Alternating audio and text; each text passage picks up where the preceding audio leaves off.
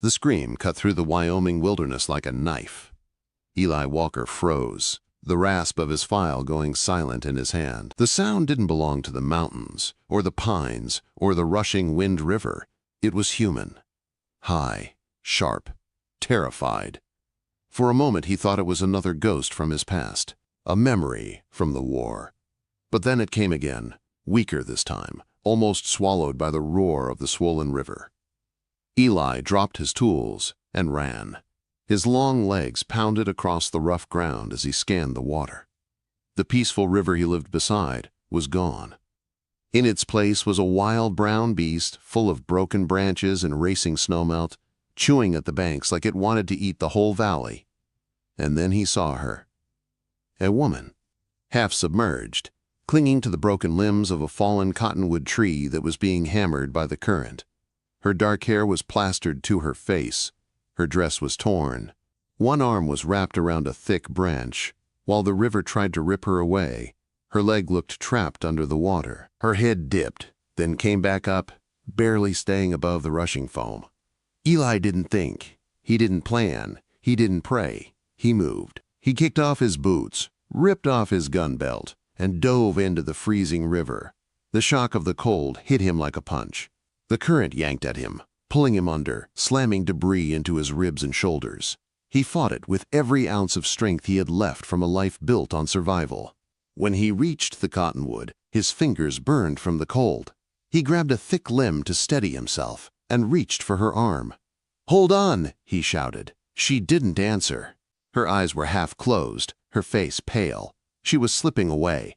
Her leg was wedged deep between two branches underwater. Eli sucked in a breath and went under. The current shoved him sideways, mud blinding his eyes. He groped with numb fingers and finally freed her foot with a violent pull that nearly tore his shoulder. They resurfaced together. She was limp in his arms. "Stay with me!" he growled through clenched teeth. It wasn't a request. It was a command from a soldier who had dragged dying men off battlefields. Fighting the river with her weight dragging him down was like fighting 10 wars at once. But slowly, painfully, step by step, he got them to shore. He collapsed onto the mud beside her, chest heaving, arms shaking. For a long second, she didn't move. Then she coughed. A harsh, painful sound that felt like a miracle. Her eyes opened. Moss green, foggy with fear. "You're safe," Eli said, breathless. She flinched away from his voice, scrambling weakly backward even though she could barely sit. Her dress was ruined, ripped open at the shoulder, clinging to her body in a way that made her wrap her arms around her chest in shame. Where am I?" she whispered. "Wind River country," he said. "My land." "You're not taking me to town," she said suddenly, fear sharpening her voice. "Please, not town." Her terror didn't make sense, but Eli wasn't a man who forced anyone into anything. "I'm not taking you anywhere but somewhere warm," he said simply. "You'll die out here." She tried to stand. Her legs gave out. Eli caught her before she hit the ground. She stiffened in his arms but didn't fight. He carried her all the way to his cabin. Inside, the single room was warm from the fire he never let go out. He set her gently in the chair closest to the hearth and tossed more wood on the flames. "Get those wet clothes off," he said, turning away to give her privacy. His tone wasn't rough, just practical. She froze. Her voice shook. I will not be a bother. As soon as my clothes dry, I'll go." "You ain't going anywhere," he said. "River's too high." The silence was thick, fire crackling, her breath trembling, the storm outside pressing against the walls. Eli made coffee and added a generous splash of whiskey. He set a cup beside her. When he finally looked at her, she was wrapped in his spare wool blanket, her wet dress hanging near the fire. Her cheek was bruised. Her hands trembled around the cup. Her eyes stared into the flames as if something terrible lived inside them. "My name is Eli Walker," he said. She lifted her gaze. For the first time, without fear. "Clara Jensen," she whispered. They drank in silence. Firelight danced across her tired face. When she finally spoke, her voice was thin. "My husband passed not long ago," she said. "He left debts, bad ones. Men came for the land, said it belonged to them now." She swallowed hard. "I ran. I didn't know the river was so high. My horse threw me. I thought I was going to—" She didn't finish. Eli didn't ask questions. He understood danger. He understood running. The night deepened. She grew quiet, exhausted. Eli laid out his bedroll on the floor. "You take the cot," he said. She hesitated, then nodded. But as the fire dimmed and shadows grew long, her voice came from the darkness. "Mr. Walker?" He didn't turn. "What is it?" Quote. A long pause. Her breathing shaky. "Will you stay if I undress?" The words hit him like a hammer, a raw, broken offer, an echo of fear and shame in a life he didn't yet understand. Eli stared hard at the dying coals. His jaw clenched. His voice came out low, rough, and final. "No one is bothering you here," he said. "Get some sleep." Quote. Behind him, she let out a quiet, choked sob she tried to hide. And Eli Walker lay awake, staring at the fire, knowing the river had washed more than one kind of storm into his life that night. The morning light crept into the cabin slowly, pale and cold. Eli Walker was already up, leaning against the doorframe as he stared at the river. It had calmed some, but not enough for anyone to cross. He didn't hear Clara stir, but he felt when she woke.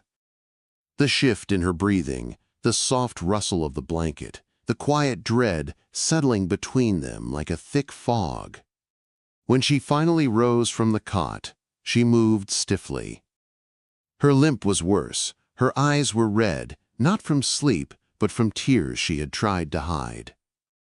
"The river is still too high," Eli said without turning around. "I see that." She dressed in silence. Then she stepped outside to work in the small garden, her limp slowing her but not stopping her. Eli told her she didn't have to, but she only said, "It's better than sitting."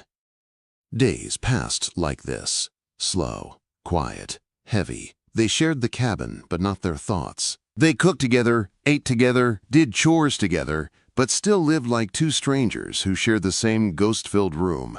Yet Eli watched her more than he admitted. He saw the scars on her back one afternoon when her dress shifted as she hung laundry outside, thin, pale lines like someone had dragged fire across her skin. He turned away quickly, jaw clenched. He knew what scars like that meant. He'd seen them on soldiers, on prisoners, on the broken. He said nothing. Not yet. Clara, too, watched him in her quiet way. She noticed how he never raised his voice, how he flinched at sudden noises, how he still woke at night, breath fast, eyes sharp, haunted by things the war had carved into him. Two wounded souls circling each other in a tiny wooden cabin. On the third day, Eli walked inside and found Clara sitting at the table, her shoulders shaking. She held a small silver locket in her hands. He recognized grief when he saw it. He made a noise with his boot on purpose so she wouldn't feel ambushed. She straightened quickly, wiping her eyes. "It's nothing," she said. "Just a foolish memory." He didn't push. Her pain was hers to give, not his to take. But later he heard her whisper softly to the locket as she tucked it away. He had his father's eyes. That night things changed. A rider appeared across the valley, Jed, a hand from the ranch Eli worked for. Clara stiffened when she saw him, fear shooting through her like lightning. Jed brought trouble with him. "There's talk in town," he warned. "About her." Eli's jaw tightened. "What talk?" Jed shifted uneasily. "They're saying the widow Jensen ain't no widow, that her husband died in a brawl, and she ran off with money that wasn't hers." Clara flinched like she'd been struck. Jed kept talking, digging the knife deeper. "Amos Jensen, her husband's brother, is tellin' folks she stole from the family. Sheriff seems to believe him. They're fixing to look for her." Jed didn't stay long. When he rode off, he left dust and fear behind him. Inside, Clara stood with her arms wrapped around her body, shaking. "He was right," she whispered. "Amos, he hates me. He always did. He wants what little I saved. He'll lie to get it. Eli leaned against the doorframe, watching her carefully. What aren't you telling me? Her voice cracked open like a wound. My husband, Silas. He wasn't a good man. He drank, he gambled. And when he lost, he took it out on me. She lifted her chin, but her eyes filled. I saved pennies, a few dollars over the years. It was all I had for me, for my baby. She swallowed hard, fighting tears. He was born too early, he didn't live. And Silas, he blamed me. Amos blamed me too. Eli felt something dark coil inside him, a rage so deep it made his hands shake.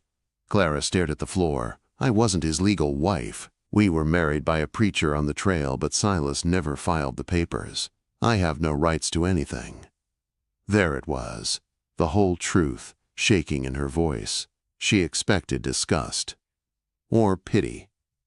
Instead, Eli spoke with the low rumble of a storm. Promises are just words.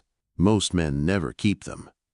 He finally told her about his brother, Samuel. How the boy had lied to join the army only to die in a camp far from home.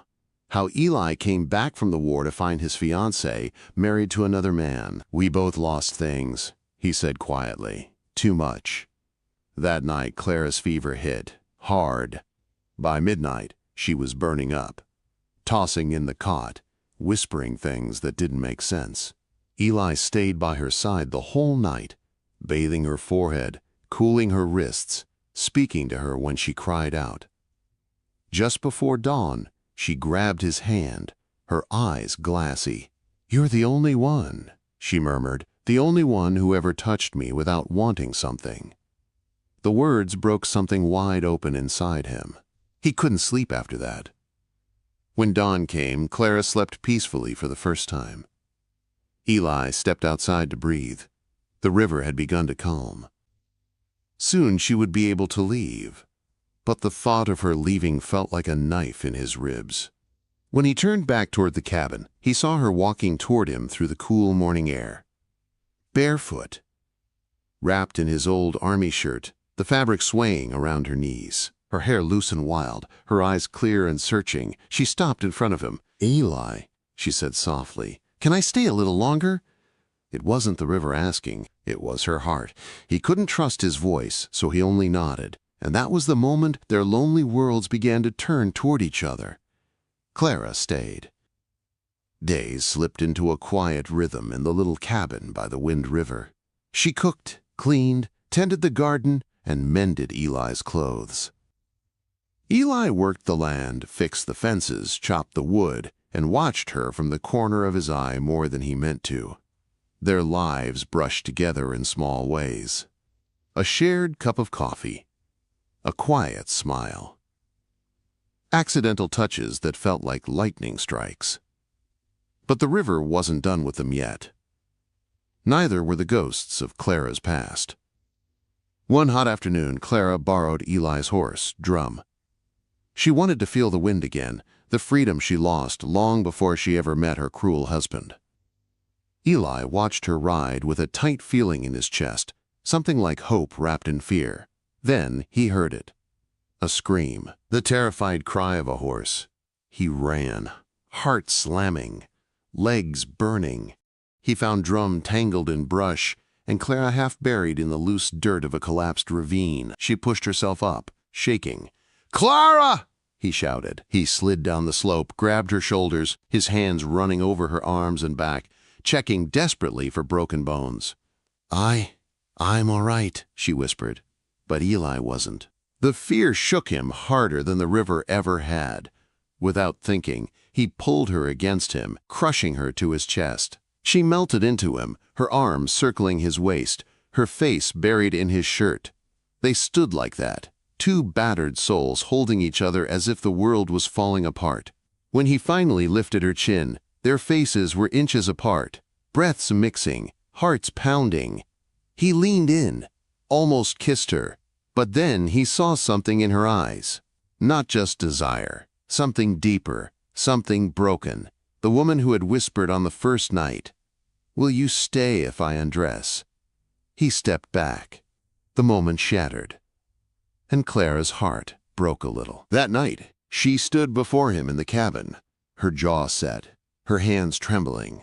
"You saved me," she said. "You care for me, but you never let me thank you."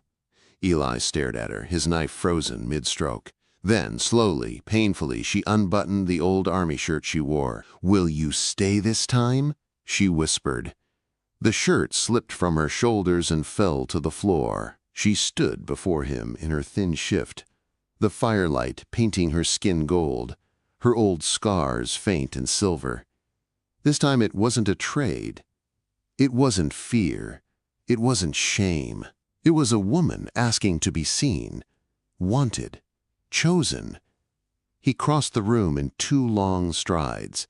His hands came up to her face, gentle, trembling. "I want you," he said, voice raw, "but not because you owe me anything." Her face crumpled. A tear slid down her cheek, then another, and the truth spilled out, her deepest, darkest secret. Her husband's cruelty, the beatings, the baby she lost because of him, the shame she carried, the small bag of money she saved to escape. She sobbed into Eli's chest, shaking apart in his arms. When she finished, Eli whispered against her hair, "That does not make you less. It makes you braver than any man I ever knew." What happened next wasn't desperate. It wasn't payment. It wasn't pity. It was healing, slow, tender, and filled with a lifetime of pain finally finding a home. But peace never lasts long in the West. 2 days later, a ranch hand arrived with news.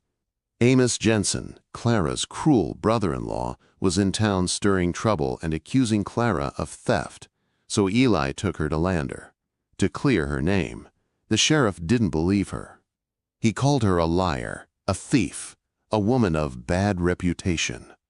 Eli pulled her out before he put a hole in the lawman. They hid in an abandoned barn.